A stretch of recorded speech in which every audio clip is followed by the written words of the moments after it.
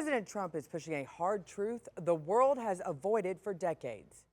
There is no peace without accountability. A plan that puts pressure on everyone, terrorist organizations, regional actors, and governments alike, to stop civilian deaths and end a war that has become permanent by design.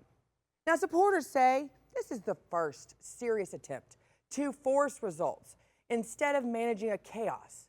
Critics warn it risks alienating allies and rewriting old rules. This isn't about picking sides, it's about stopping the killing. I'm Scottie Nell Hughes, and this is Perspective.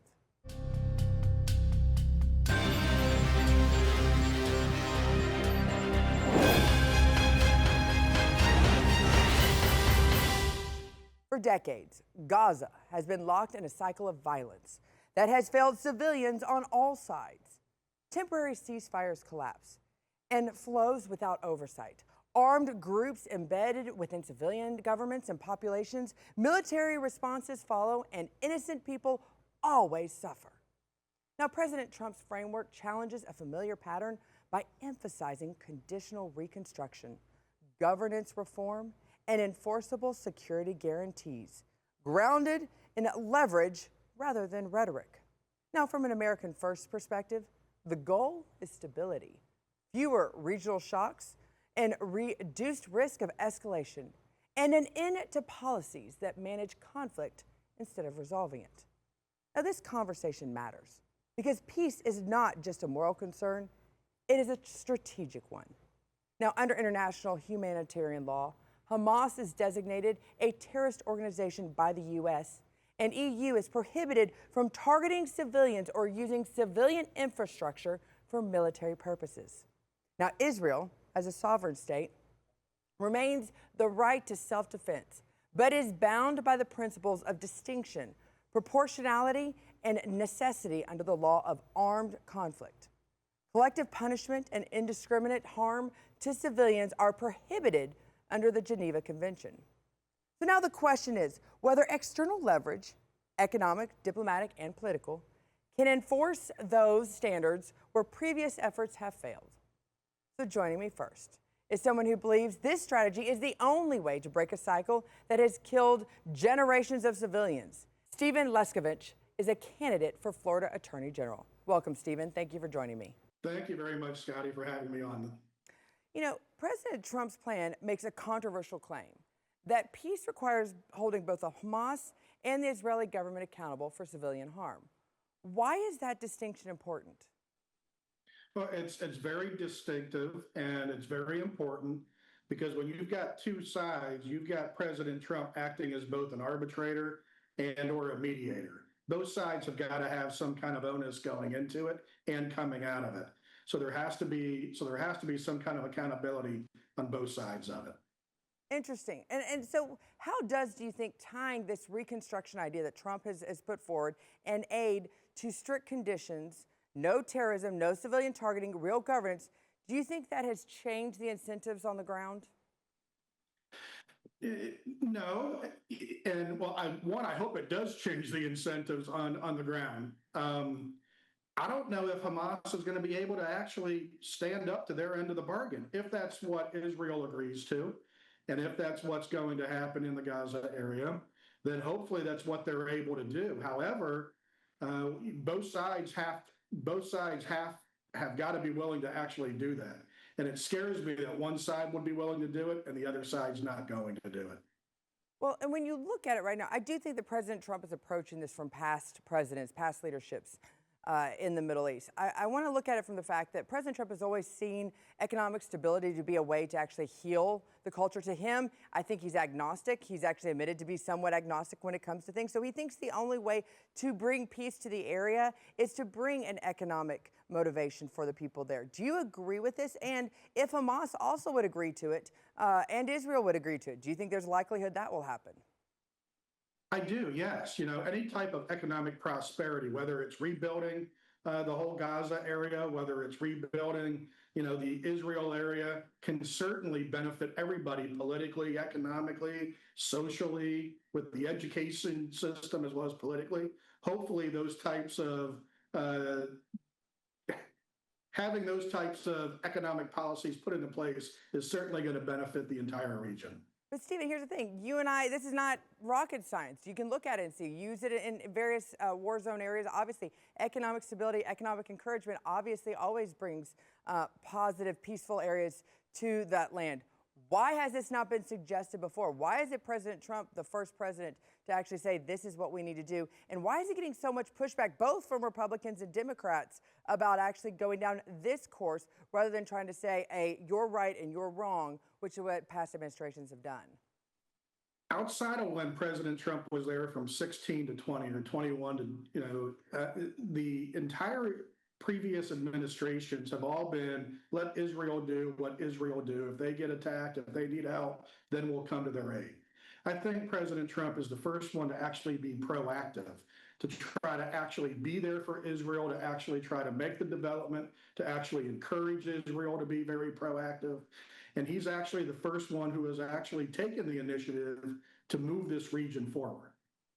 Well, but once again, it's President Trump, though, because from an America First standpoint, why is it important to enforce long-term peace, and why is that preferable to managing these reoccurring wars, which was kind of the tradition of the last administration, even if that means that we have to have difficult conversations with allies about their responsibility within the conflict?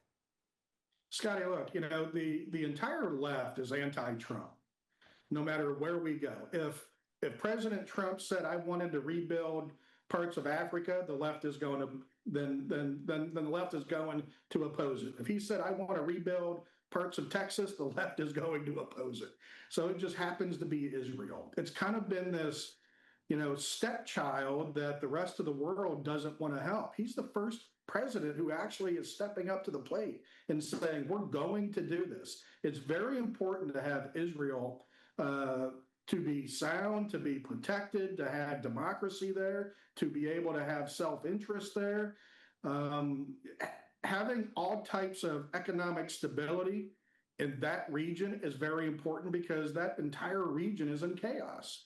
And I think President Trump is on the right message with, look, if we can get Israel stable, keep them stable, keep people away from them, knowing that the U.S. has got their back, the rest of the region is going to end up falling into place as well.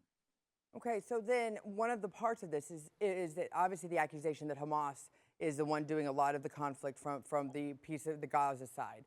If they are dismantled, and Israel, the government of Israel, is pressured towards a sustainable political solution, aka probably a change in their leadership, what do you think success actually looks like for civilians who are living in Gaza today? Is it unrealistic to think that you could have both populations living together? Cool. Scotty, I wish that could really happen. But I think we're talking at least 2 generations down the road with actual stability there. I mean, you've got so many people that have lived in that area who understand or who think they understand the trauma and the problems there. And until certain people are actually removed, whether it's by death or actually relocation, I mean, it's going to take a while for any type of real, true stability to take place there. There's still going to be built up anger, still going to be built up frustrations from Hamas. And even if they are dismantled, and to the point, let's say there's only 5 or 6, they may still rise again somewhere down the road. So once you dismantle them, you've got to keep the pressure on them. Israel has still got to keep the pressure on them. The U.S. has still got to keep the pressure on them to make sure that they're unable to regrow back. So how does that benefit the people of Gaza, though? Yeah, I get the pressure being put on Israel because we obviously want to keep it safe from their perspective. But what about the people of Gaza? Who is, obviously Israel is a huge ally to the United States. Who is a huge ally to the people of Gaza? And I'm not talking about Hamas. I'm not talking about the terrorists in Gaza. I'm talking about the people. Sure. The people of Gaza have got to be supported by the Israeli government, by the U.S. government to know, look, we're there to help you. We're there to help you rebuild. I mean, we've all seen the pictures. We've all seen the videos. Gaza has been destroyed. I mean, it's a true war zone there. I mean, I can't even think of any buildings I've seen that are still standing. We've got to help them rebuild. We've got to help modernize them. The entire region of Gaza has got to be rebuilt. The people of Israel have got to step up and help them as well. and just always be there to know we're going to help you succeed. Exactly. It's hurting both. It's actually hurting the citizens, I believe, on both sides of the issue at this stage. But final question for you, Yes. because you're running for Attorney General here in Florida. There has been a lot of spotlight that's been put on local officials here in the United States and their ties, their opinion. Is this something that should be addressed on a federal issue, or should individual states be getting as involved? And I'm not even saying Florida specifically, but is this something that should be a federal unified response to the United States, or are these individual states that are taking their position, are they kind of actually hurting the situation more? I think they're actually hurting the situation. You know, if each state had their own opinion, it still needs to be a unified front coming from whatever government's coming from Florida, from Texas, from Ohio, wherever. There needs to be a unified front coming and supporting the U.S. government in wanting to rebuild Israel, wanting to rebuild Gaza.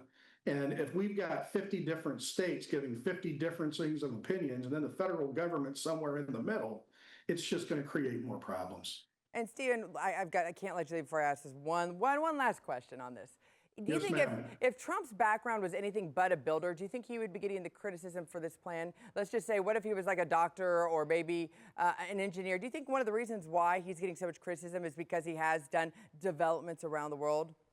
And is that I fair? think that, you know, I'm sure that there's a lot of left-wing media that's sitting out there saying he's a builder, he's got Trump Plaza here and Trump Hotel there, and he wants to put a big, beautiful hotel somewhere in Gaza. You know, and if that happens, it does. But he understands economics. He understands business enterprises. He understands how to rebuild. I just think that the entire media, well, I should say the entire left media, doesn't like him because he's Donald Trump. And no matter what he does, they're still going to oppose it. Donald Trump could sit back and say, we're going to walk away and do nothing in Gaza, and they would still be upset. He could sit back and say, we're going to rebuild them. They're still going to be upset with it. I get that one. Well, thank you so much. Steven Leskovich, thank you so much for joining us, and good luck on the Thank campaign you. trail. Thank you, Scotty. You have a great evening. Coming up, critics say forcing accountability on allies could weaken U.S. credibility and create dangerous precedent. Is this leadership or overreach? Stay with us. Welcome back. We've heard the case for leverage and accountability in the rebuilding of Gaza. Now, the concerns. So joining me now is journalist and political analyst Robert Inlakesh. Thank you so much for joining me, Robert. Thank you. Thanks for having me. President Trump has argued that long-term peace in Gaza actually requires economic development and improved living conditions, not just a ceasefire. What specifically do you disagree with in that premise? I don't disagree with anything in that premise. What I disagree with is how it's going to be done. So we have to look at a number of different things here and the contradictions when it comes to Donald Trump's proposed national security strategy. So let's look at the national security strategy to begin with that was published by the White House late last year. Donald Trump claims that he doesn't want to engage in nation building. He also says that he doesn't want to engage in regime change wars. And that's something that is set out for the Middle East, that they want to sort of draw back and not be so involved in the region. Then we look at the UN resolution 2803, which was passed through the United Nations Security Council. And this resolution, which was passed, is regime change and nation building. We're looking at a so-called Board of Peace, which will be established and ran by Donald Trump himself.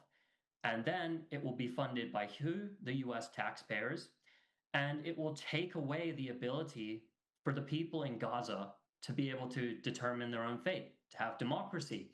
It will also inject an international so-called stabilization force, which will be an invasion force, a multinational invasion force, a coalition of the willing to invade Gaza and to overthrow Hamas there without any other real option to install afterwards. They're not considering the Palestinian National Authority. That's been done away with. So who is going to come in afterwards? And what sort of bloodshed is there going to be? Donald Trump will essentially be putting, and he's already put boots on the ground, by the way.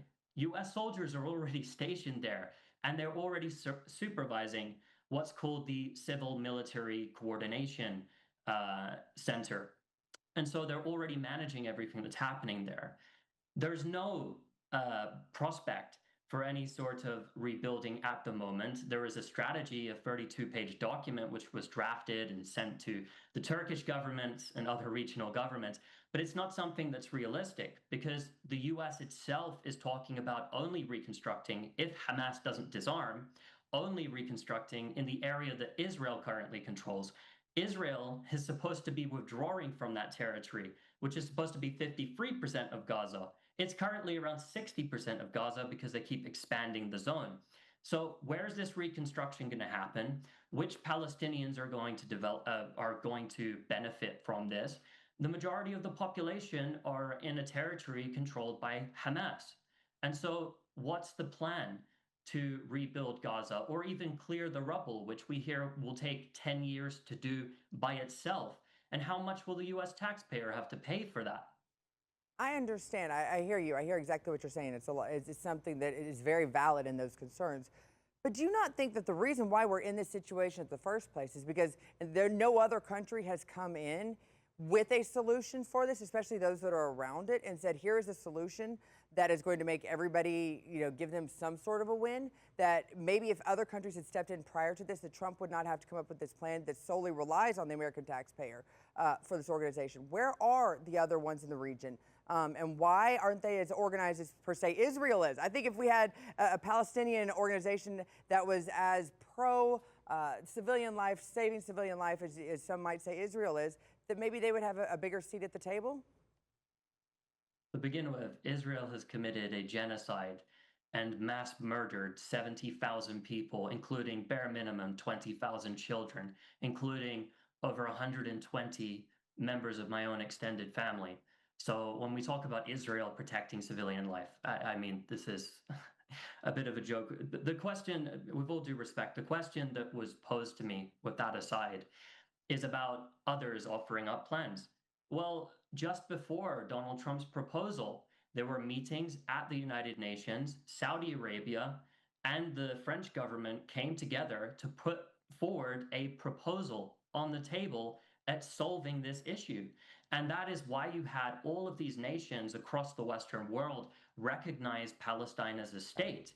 They put together the Paris proposal document, the New York declaration document, and they set forward a number of steps which look basically exactly like what Donald Trump's plan was, with a few key exceptions. There's just no international law involved in Donald Trump's plan. The plan that was passed through the United Nations Security Council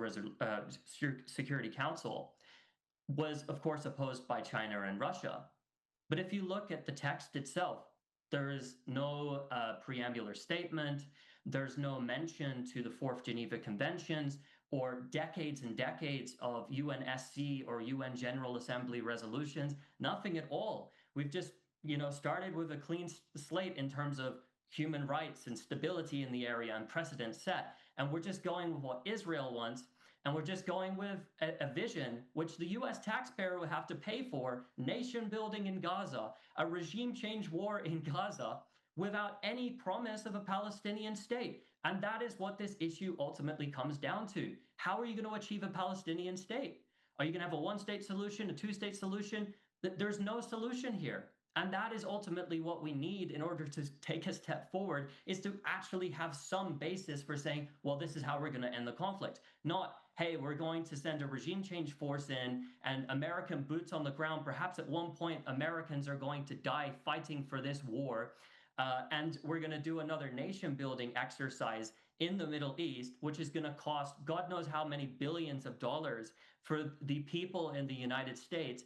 And all of this for what? What's the outcome? They want to build Trump, casino in Gaza City, which is not going to happen, by the way.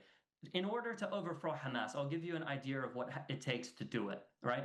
It's going to take, bare minimum, per Israeli estimates, they wanted to occupy just Gaza City last year in Operation Gideon Chariots 2.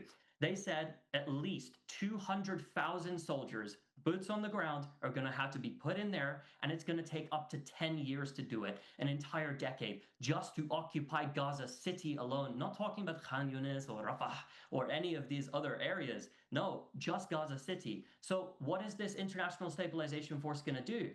How is it going to function? How is it going to work? And already it's falling apart before it was even put together. So again, the premise that you're talking about economic stability for the people of Gaza and rebuilding and peace, of course, everyone wants this. But how are you going to achieve it? There has to be a plan put forth, and your previous guest, is just nodding along with whatever the Trump administration says. But we have to be critical here. What are actual U.S. interests in this, and how is that going to work together with the interests of the Palestinian people in Gaza? Because we're talking about Gaza. Israel's just committed a genocide. And I definitely see that perspective. I see where you're coming from for it. I can honestly tell you, you have to admit there's been a tide that has changed, a wave that has come over in America just in the last year since President Trump has been in office, that there will not be any tolerance for boots on the ground, American boots on the ground in Israel. I firmly believe that under this administration, unless things change. But you mentioned that deal that was put forward between France and Saudi Arabia.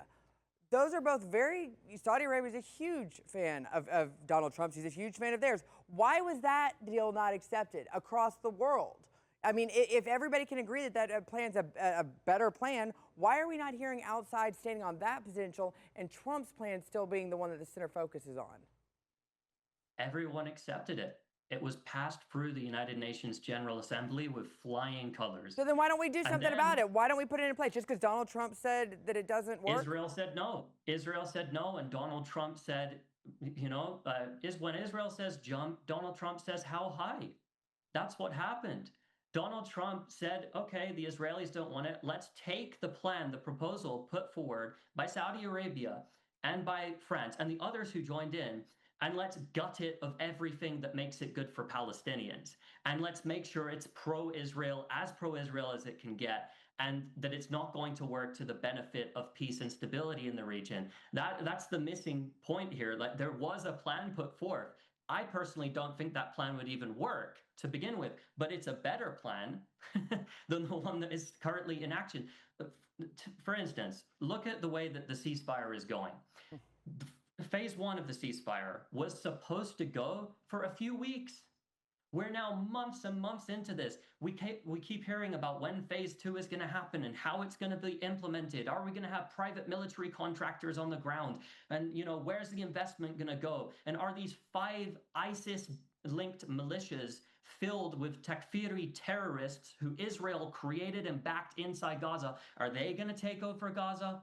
Are they going to be used, and are they going to get the rebuilding, the funds to rebuild? Because that's one of the proposals that Jared Kushner and Steve Witkoff put forth. We're just going to build in the area where our ISIS terrorist friends are, militias set up by the Israelis. So where is this going? And the answer to that is it's not going anywhere. This is a temporary pause that has been put in place because Israel couldn't achieve its military objectives. The Trump administration has gone along with it, and now they're looking for other wars in the region. They're turning their attention to other wars. They're calming down the Gaza front.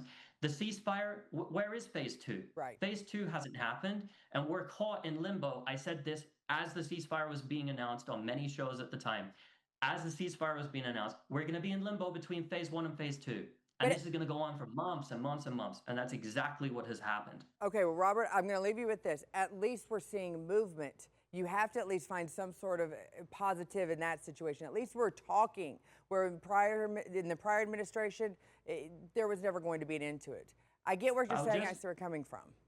I'll just posit that when we talk about accountability, because this is one of the points that I saw brought up in the show. Where's the accountability for Israel committing a genocide? Where's the accountability? Why doesn't Israel pay for it? Why are you as Americans paying for it? Why are you paying for it? Why are you paying for Israel to rebuild the territory that Israel bombed and destroyed? Why are you paying? What you in America, as Americans, why are you paying? And why is it your bill that you have to pay, not Israel? Why doesn't Israel pay for it? Why isn't Israel held accountable? Why can't you punish the Israeli leadership? Why does Netanyahu, when he has an ICC arrest warrant out for him, why doesn't he get arrested when he goes to the United States? Robert, these are all questions that you have to admit in the past year, at least they're being allowed to actually be vocalized, and you're hearing more and more on that amongst the American people. That is a positive, because in the prior administration, that was not even allowed to be brought up, and you're hearing it from both Republicans and Democrats. Hopefully that means that progress is being made and eyes are being opened to what's been going on. Thank you so much for joining us. I'm sure we're going to continue this conversation. I really appreciate your perspective. Thank you so much. Thanks for having me. So, obviously, there's a lot of passion involved within this situation, and it's not a short-term passion. Because peace is not going to come from slogans. It is going to come from structure, enforcement, and accountability. President Trump's approach, I do believe, challenges a system that has allowed violence to persist while pretending neutrality equals morality. And America First means using American influence to demand outcomes. We want to protect civilians. We want to reduce instability and insist that no actor operates without consequences, and that's on both sides of the issue.